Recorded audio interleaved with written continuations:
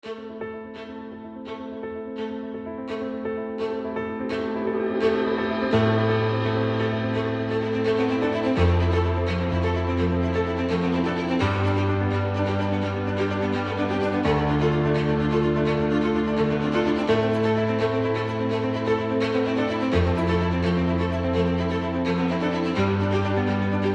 right, well, we're down here in not so sunny Lucas, Ohio, but I'm out here with Shelby Grover of the Lucas Cubs.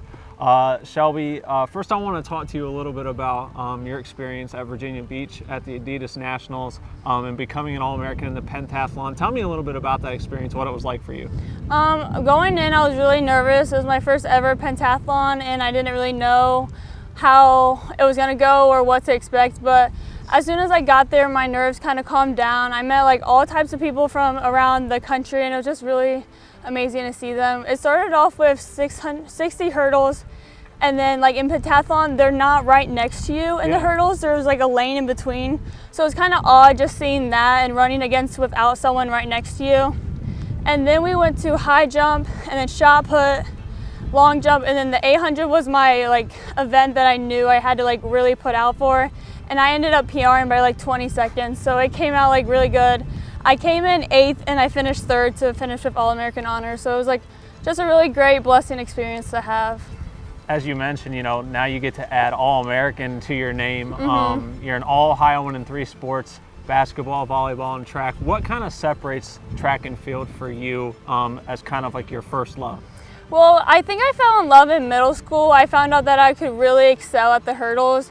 I was like top in the state in middle school, so then I kind of knew like going into my high school career that I wanted to set standards even higher for high school, and kind of just like being on it's kind of more of an individual sports, but you also have like teammates to cheer you on and be in relay, so that kind of just sticks out most. It's an individual but also a team sport, so you can excel in both sides. Now, obviously, you're going to go on to Division I to compete in track and field. So talk to me a little bit about the recruiting process, what it was like to visit some other schools, and then ultimately what led to your decision to go to Kent State. Well, I started out my high school career like wanting to go for volleyball. That was my intent, to go for volleyball. But I think after my sophomore year when I made it to state, I had a bunch of coaches reach out to me, and then that's when I decided that I'm not going to go for volleyball. I was going to go for track.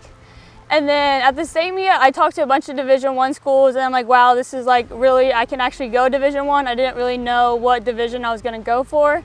And then in the summer, I had some Big Ten schools, Power 5 schools reach out to me, and my final 2 were Penn State and Kent State. And I'm just like really glad that I chose Kent State. It's a lot closer to my family. I really fell in love with the coach there. And I'm just really excited to just do track and excel in that way.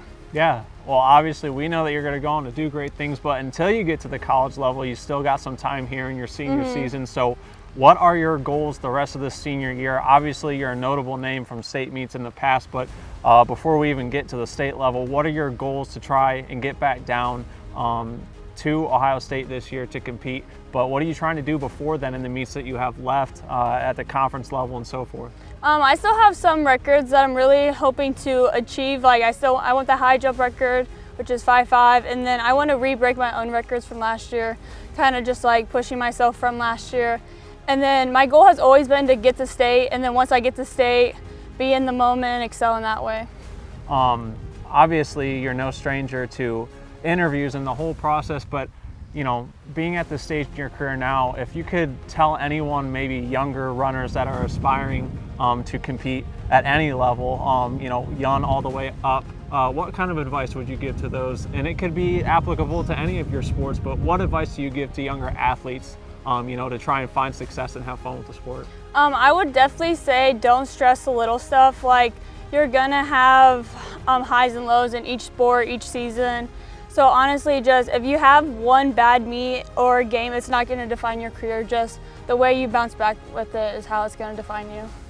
Well, thank you. Obviously, this is one of the most unique interviews I think we've probably both ever done, but that's just that Lucas toughness coming through. So, Shelby, we would like to say thank you. Thanks for taking a few moments to talk with us, and we look forward to everything else coming your way. Thank you for coming out. All right, thank you.